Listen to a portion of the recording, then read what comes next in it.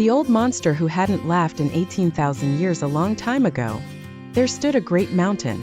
The mountain was covered in green, and the peak was always shrouded in thick clouds and mist. Halfway up the mountain there was a cave, and inside lived an ancient monster. This monster was huge and frightening in appearance. He knew 108 different types of magic, and his skills were incredible.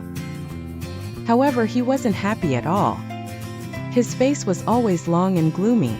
Every day he ate and slept, slept and ate. This endless routine stretched on, and his lifespan was absurdly long. Sigh, this is so annoying. There's no fun in this at all. One day, the old monster grabbed a cloud, not too thick and not too thin, and rode it out for a little adventure.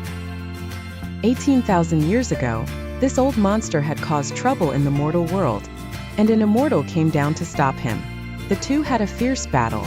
The immortal used a feather duster, while the old monster wielded a 7-star tiger head blade. The sky darkened, the earth trembled, and the sea roared. They fought for 81 rounds.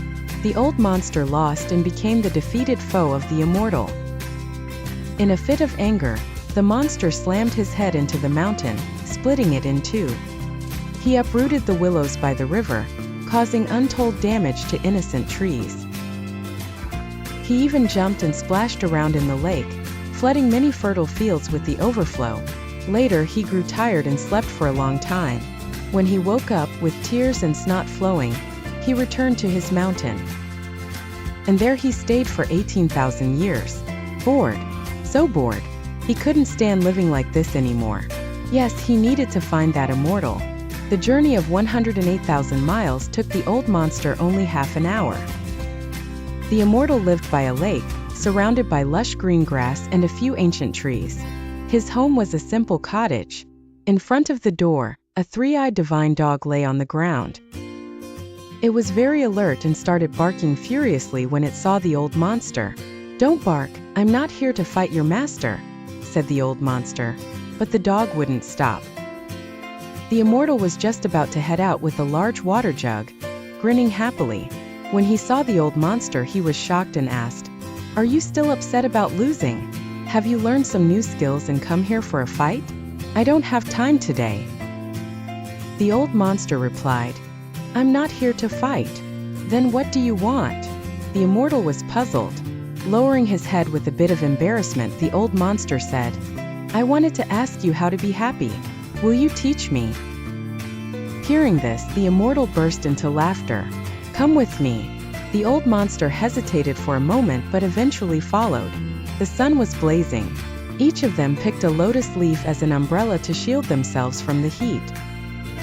The immortal led the way, with the old monster following behind, riding the wind. It hadn't rained in days, and below them, the land was parched. The crops in the fields were gasping for breath, their leaves wide open, desperate for water. Standing on a cloud, the immortal raised his water jug and poured it down below. The water turned into rain. The old monster watched in awe. The immortal glared at him and said, "Aren't you going to help?" The old monster didn't have a water jug, so he ran to the river, gulped down as much water as he could, then jumped back onto the cloud. He puffed out his cheeks and sprayed water down below. His water also turned into rain. The crops, now satisfied, smiled happily.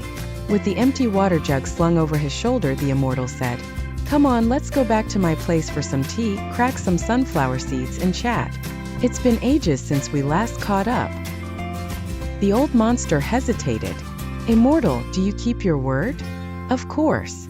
But you still haven't taught me the secret to happiness," the old monster complained, feeling like the immortal was playing tricks on him. "You fool, haven't you figured it out yet?"